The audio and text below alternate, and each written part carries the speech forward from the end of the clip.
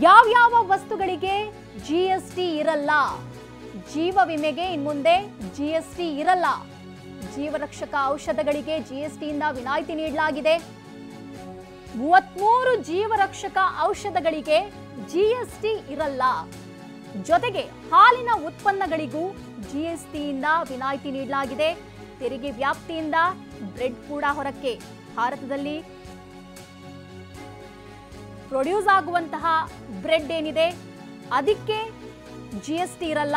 GST ವ್ಯಾಪ್ತಿಗೆ ಅದು ಬರಲ್ಲ. ಕೆಲವೊಂದು ವಸ್ತುಗಳಿಗೆ ಜಿಎಸ್ಟಿಯಿಂದ ರಿಯಾಯಿತಿ ನೀಡಲಾಗಿದೆ. ಬಹಳ ಮುಖ್ಯವಾಗಿ ಮೆಡಿಸಿನ್, ಅದೇ ರೀತಿ ಬ್ರೆಡ್, ಹಾಲು. ಬ್ರೆಡ್ ಬಹಳ ಮುಖ್ಯವಾಗಿ ಭಾರತದಲ್ಲಿ ಉತ್ಪತ್ತಿ ಆಗುವಂತಹ ಬ್ರೆಡ್ ಏನಿದೆ ಅದಕ್ಕೆ ಜಿಎಸ್ಟಿ ಇರಲ್ಲ. ಎಸ್ ಹರೀಶ್, ತಾವು ಗಮನಿಸಿರಬಹುದು ಜಿಎಸ್ಟಿಯಲ್ಲಿ ಸಾಕಷ್ಟು ಬದಲಾವಣೆಯನ್ನ ನಾವಿಲ್ಲಿ ಗಮನಿಸಬಹುದು. ಇದು ಜನಸಾಮಾನ್ಯರಿಗೆ ಉಪಯುಕ್ತ ಆಗುತ್ತೆ ಅನ್ಸುತ್ತೆ. ಏನೆಲ್ಲ ವಿಚಾರಗಳನ್ನ ವಿತ್ತ ಸಚಿವೆ ನಿರ್ಮಲಾ ಸೀತಾರಾಮನ್ ಇಲ್ಲಿ ಬಹಳ ಮುಖ್ಯವಾಗಿ ವಿವರಿಸಿದ್ದಾರೆ? ಶುಭಶ್ರೀ, ಜಿಎಸ್ಟಿಯಲ್ಲಿ ಸರಳೀಕರಣ ಮಾಡಬೇಕು. ಕೆಲವೊಂದಿಷ್ಟು ಮಧ್ಯಮ ವರ್ಗ ಬಡ ಜನರು ಉಪಯೋಗಿಸುವಂತಹ ವಸ್ತುಗಳಿಗೆ ಜಿಎಸ್ಟಿ ದರವನ್ನ ಕಡಿಮೆ ಮಾಡಬೇಕು ಅನ್ನುವಂತ ಒತ್ತಾಯ ಹಿಂದಿನಿಂದ ಕೇಳಿ ಬರ್ತಾ ಇತ್ತು. ಇವತ್ತು 56ನೇ ಜಿಎಸ್ಟಿ ಮಂಡಳಿ ಸಭೆ ನಡೆದಿದೆ. ಎಲ್ಲಾ ರಾಜ್ಯಗಳ ಪ್ರತಿನಿಧಿಗಳು ಕೂಡ ಈ ಒಂದು ಸಭೆಯಲ್ಲಿ ಭಾಗವಹಿಸಿದ್ರು. ಈ ಒಂದು ಸಭೆಯಲ್ಲಿ ಒಂದು ಮಹತ್ವದ ನಿರ್ಧಾರವನ್ನ ಕೈಗೊಳ್ಳಲಾಗಿದೆ. ಮಧ್ಯಮ ವರ್ಗ ಹಾಗೂ ಬಡ ಜನರು ಬಳಸುವಂತಹ ಅಗತ್ಯ ವಸ್ತುಗಳೇನಿದೆ ಇದರ ಜಿಎಸ್ಟಿಯನ್ನ ಕಡಿಮೆ ಮಾಡಿರುವಂತಹದ್ದು. ಜಿಎಸ್ಟಿ ಕಡಿಮೆ ಮಾಡಿರೋದ್ರಿಂದ ಜನರು ಬಳಸುವಂತಹ ವಸ್ತುಗಳಾಗಿರ್ಬೋದು, ದಿನನಿತ್ಯ ಊಟ ಮಾಡುವಂತಹ ವಸ್ತುಗಳಾಗಿರ್ಬೋದು, ಇವುಗಳಿಗೆ ಆಹಾರ ಪದಾರ್ಥಗಳಾಗಿರ್ಬೋದು, ಇವುಗಳ ಜಿಎಸ್ಟಿ ಈಗ ಕಡಿಮೆ ಆಗಿರುವಂತಹದ್ದು. ಇವತ್ತು ನಡೆದಿದಂತದ್ದು 56ನೇ ಜಿಎಸ್ಟಿ ಮಂಡಳಿ ಸಭೆಯಲ್ಲಿ ಈ ಒಂದು ಮಹತ್ವದ ನಿರ್ಧಾರವನ್ನ ಕೈಗೊಳ್ಳಲಾಗಿದೆ. ಮುಖ್ಯವಾಗಿ ಒಂದಷ್ಟು ಜಿಎಸ್ಟಿ ದರವನ್ನ ಕೂಡ ಕಡಿಮೆ ಮಾಡಲಾಗಿದೆ. 12% ಇದ್ದಂತಹ ಜಿಎಸ್ಟಿ ದರಗಳನ್ನ 5%ಗೆ ಇಳಿಸಲಾಗಿದೆ. ಅಂದ್ರೆ ದಿನನಿತ್ಯ ಬಳಸುವಂತಹ ವಸ್ತುಗಳು, ಈಗ ಕೇಶ ತೈಲ, ಟಾಯ್ಲೆಟ್ ಸೋಪ್ ಆಗಿರ್ಬೋದು, ಸೋಪ್ ಬಾರ್ಗಳು, shampoo, toothbrush, toothpaste, bicycle, tableware, kitchenware ಮತ್ತೆ ಇತರ ಮನೆಯ ಗೃಹೋಪಯೋಗಿ ವಸ್ತುಗಳೇನಿದ್ದಾವೆ ಇವುಗಳಿಗೆ 5% ಜಿಎಸ್ಟಿಯನ್ನ ಕಡಿಮೆ ಮಾಡಲಾಗಿದೆ. ಅಂದ್ರೆ 12 ಮತ್ತೆ 18% ಈ ವಸ್ತುಗಳಿಗೆ ಇತ್ತು. ಈಗ ಕೇವಲ 5% ಜಿಎಸ್ಟಿಯನ್ನ ಈಗ ಇಳಿಸಿರುವಂತಹದ್ದು.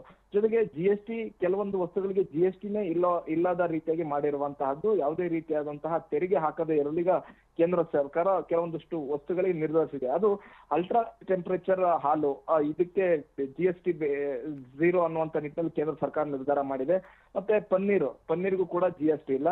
ಜೊತೆಗೆ ಭಾರತೀಯ ಬ್ರೆಡ್ ಗಳಂತ ಕರ್ಸ್ಕೊಳ್ಳುವಂತಹ ರೊಟ್ಟಿ ಆಗಿರ್ಬೋದು, ಪರೋಟ ಆಗಿರ್ಬೋದು, ಜೋಳ, ರಾಗಿ ಹಿಟ್ಟಿನಿಂದ ಮಾಡುವಂತಹ ರೊಟ್ಟಿಗಳಾಗಿರ್ಬೋದು, ಇವುಗಳಿಗೆ ಯಾವುದೇ ರೀತಿಯಾದಂತಹ ಈಗ ಜಿಎಸ್ಟಿ ಇಲ್ಲ, ಜಿಎಸ್ಟಿ 0 ಅನ್ನುವಂತ ನಿಟ್ಟಿನಲ್ಲಿ ಈಗ ಕೇಂದ್ರ ಸರ್ಕಾರ ಘೋಷಣೆಯನ್ನ ಮಾಡಿದೆ.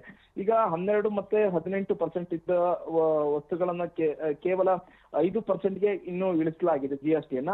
ಅಂತ ಆಹಾರ ಪದಾರ್ಥಗಳು ಯಾವ ಅಂತ ನೋಡೋದಾದ್ರೆ ನಮ್ಕಿನ್, ದಿನನಿತ್ಯ ನಾವು ಉಪಯೋಗಿಸುವಂತಹ ನಮ್ಕಿನ್ಗಳಾಗಿರ್ಬೋದು, ಬುಜ್ಜಿ ಆಗಿರ್ಬೋದು, ಸಾಸ್ಗಳಾಗಿರ್ಬೋದು, ಪಾಸ್ತಾ ಮತ್ತೆ ನೂಡಲ್ಸ್ ಆಗಿರ್ಬೋದು, ಚಾಕ್ಲೇಟ್ಗಳು, ಕಾಫಿ, ಟೀ ಆಗಿರ್ಬೋದು, ಪ್ಯಾಕ್ ಮಾಡಿದಂತಹ ಮಾಂಸ, ಕಾರ್ನ್ಫ್ಲೆಕ್ಸ್ ಮತ್ತೆ ಬೆಣ್ಣೆ, ತುಪ್ಪ, ಇಂತಹ ವಸ್ತುಗಳಿಗೂ ಕೂಡ ಜಿಎಸ್ಟಿ 12 ಮತ್ತೆ 18% ಇತ್ತು. ಈಗ ಅವುಗಳನ್ನ ಕೇವಲ 5% ಜಿಎಸ್ಟಿಗೆ ಇಳಿಕೆಯನ್ನ ಮಾಡಲಾಗಿದೆ. ಜೊತೆಗೆ 28% ಇದ್ದಂತಹ ಒಂದಷ್ಟು ವಸ್ತುಗಳಿತ್ತು, ಅವುಗಳನ್ನ 18%ಗೆ ಇಳಿಸಲಾಗಿದೆ. ಅವೇನು ಅಂತಂದ್ರೆ ಎಸಿ ಆಗಿರ್ಬೋದು ಮತ್ತೆ ದೊಡ್ಡದಾದಂತಹ ಟಿವಿಗಳಿಗೆ 28% ಜಿಎಸ್ಟಿ ಇತ್ತು, ಅವುಗಳನ್ನ ಈಗ ಕೇವಲ 18%ಗೆ ಇಳಿಸಲಾಗಿದೆ. ಅಂದ್ರೆ 32 ಇಂಚಿನ ಮೇಲ್ಪಟ್ಟು ಎಲ್ಲಾ ಟಿವಿಗಳನ್ನು ಎಷ್ಟೇ ಕೊಂಡ್ಕೊಂಡ್ರು ಕೂಡ ಇನ್ಮೇಲೆ 28% ಜಿಎಸ್ಟಿ ಇರೋದಿಲ್ಲ. ಕೇವಲ 18% ಮಾತ್ರ ಜಿಎಸ್ಟಿಯನ್ನ ಈಗ ದಾಖಲಾಗುತ್ತೆ. ಮತ್ತೆ ಡಿಶ್ ವಾಷಿಂಗ್ ಯಂತ್ರಗಳಾಗಿರ್ಬಹುದು, ಸಣ್ಣ ಕಾರುಗಳಾಗಿರ್ಬೋದು, ಸಣ್ಣ ಕಾರ್ ಅಂದ್ರೆ ಐಷಾರಾಮಿ ಕಾರುಗಳಿಗೆ ಜಿಎಸ್ಟಿ ಹೆಚ್ಚಿರುತ್ತೆ. ಆದ್ರೆ ಸಣ್ಣ ಮಧ್ಯಮ ವರ್ಗದವರು ಮತ್ತೆ ಬಡವರ್ಗದವರು ಬಳಕೆ ಮಾಡುವಂತಹ ಕಾರ್ಗಳೇನಿದೆ ಖರೀದಿ ಮಾಡೋದಾದ್ರೆ ಕೇವಲ ಈಗ 18% ಜಿಎಸ್ಟಿಯನ್ನ ಮಾತ್ರ ಕಟ್ಟಬೇಕಾಗತ್ತೆ. ಮತ್ತೆ 350 ಸಿಸಿಗಿಂತ ಮತ್ತೆ ಅದಕ್ಕಿಂತ ಕಡಿಮೆ ಸಾಮರ್ಥ್ಯದ ಬೈಕ್ಗಳನ್ನ ಏನಾದ್ರು ಖರೀದಿ ಮಾಡ್ಬೇಕು ಅಂತಂದ್ರೆ ಅದಕ್ಕೂ ಕೂಡ ಈಗ ಕೇವಲ 18% ಜಿಎಸ್ಟಿ ಈಗ ವ್ಯಾಪ್ತಿಗೆ ಬರುವಂತಹದ್ದು. ಮತ್ತೆ 18% ಮತ್ತೆ 12% ಕೆಲವು ವಸ್ತುಗಳಿಗೆ ಏನು ಜಿಎಸ್ಟಿ ಇತ್ತು ಅವು ಇಳಿಕೆ ಮಾಡಲಾಗಿದೆ. ಇದು ಸಂಪೂರ್ಣವಾಗಿ ಕೆಲವು ವಸ್ತುಗಳಿಗೆ ಏನು ಜಿಎಸ್ಟಿ ಇತ್ತು ಅವುಗಳನ್ನು ಕೂಡ ತೆರವು ಮಾಡಲಾಗಿದೆ. ಇದು ಒಂದ್ ಕಡೆ ಎಲ್ಲೋ ಬಡವರಿಗೆ ಮತ್ತೆ ಮಧ್ಯಮ ವರ್ಗದವರಿಗೆ ಇದಷ್ಟು ಸಾಕಷ್ಟು ಸಹಾಯಕ ಆಗುತ್ತೆ. ಮತ್ತೆ GST ಹೊರೆಯನ್ನ ಬಡವರಿಗೆ ಮತ್ತೆ ಮಧ್ಯಮ ವರ್ಗದವರ ಮೇಲೆ ಏನು ದೊಡ್ಡದಾದಂತ ಹೊರೆ ಇತ್ತು ಅದನ್ನು ಕೂಡ ಈಗ ತಪ್ಪಿಸಲಾಗಿದೆ. ಬಹು ಮುಖ್ಯವಾಗಿ ಒಂದಷ್ಟು ಐಷಾರಾಮಿ ವಸ್ತುಗಳೇನಿವೆ, ವಾಹನಗಳಾಗಿರ್ಬೋದು, ಇವುಗಳಿಗೆ GST ಯನ್ನ ಜಾಸ್ತಿ ಮಾಡಲಾಗಿದೆ. 28% ಇತ್ತು, ಈಗ 40%ಗೆ ಏರಿಸಲಾಗಿದೆ.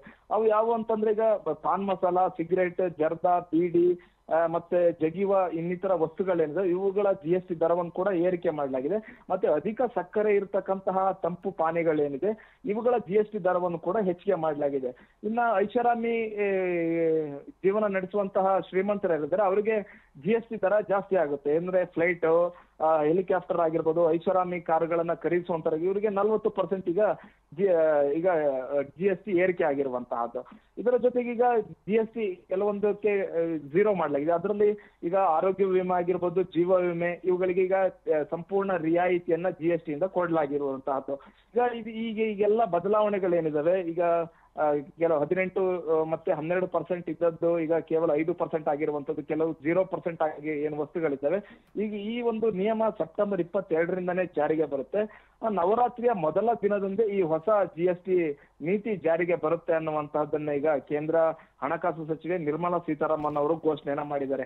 ಇಲ್ಲಿ ಬಹು ಮುಖ್ಯವಾಗಿ ಇನ್ನೊಂದು ನಾವು ನೋಡ್ಬೇಕಾಗತ್ತೆ, GST ಸರಳೀಕರಣವನ್ನು ಏನ್ ಮಾಡಿದ್ದಾರೆ ಇದರಿಂದ ರಾಜ್ಯಗಳಿಗೂ ಕೂಡ ದೊಡ್ಡ ಹೊಡೆತ ಉಂಟಾಗುತ್ತೆ ಅನ್ನುವಂತಹದ್ದು ರಾಜ್ಯಗಳು ಅಳಲನ್ನ ತೋಡ್ಕೊಂಡಿದ್ವು. GST ಸಭೆಯಲ್ಲಿ ರಾಜ್ಯದಿಂದ ಭಾಗಿಯಾಗಿದ್ದಂತಹ ಸಚಿವ ಕೃಷ್ಣ ಬೈರೇಗೌಡ ಅವರು ಕೂಡ GST ಸರಳೀಕರಣ ಮಾಡೋದಕ್ಕೆ ನಮಗೆ ಒಪ್ಪಿಗೆ ಇದೆ, ಆದರೆ ಇದರಿಂದ ರಾಜ್ಯಗಳಿಗೆ ಅನ್ಯಾಯ ಆಗಬಾರದು, ರಾಜ್ಯಗಳಿಗೆ ಆದಾಯದ ಕೋತ ಆಗಬಾರದು ಅನ್ನುವಂತ ನಿಟ್ಟಿನಲ್ಲಿ ಮನವಿಯನ್ನ ಮಾಡ್ಕೊಂಡಿದ್ರು.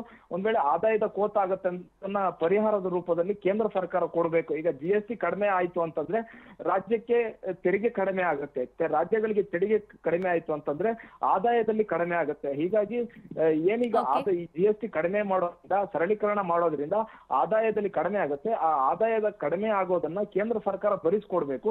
ಮತ್ತೆ ಹಲವು ಸೆಸ್ಗಳನ್ನ ಕೇಂದ್ರ ಸರ್ಕಾರ ವಿಧಿಸುತ್ತೆ. ಆ ಸೆಸ್ಗಳ ಮೂಲಕ ಪಡೆಯುವಂತ ಹಣ ಏನು ಕೇಂದ್ರ ಸರ್ಕಾರ ಪಡೆಯುತ್ತೆ ಅದನ್ನ ರಾಜ್ಯಗಳಿಗೆ ಕೊಡಬೇಕು ಅನ್ನುವಂಥದ್ದನ್ನ ಇವತ್ತಿನ GST ಸಭೆಯಲ್ಲೂ ಕೂಡ ಮನವಿಯನ್ನ ಮಾಡ್ಕೊಂಡಿದೆ.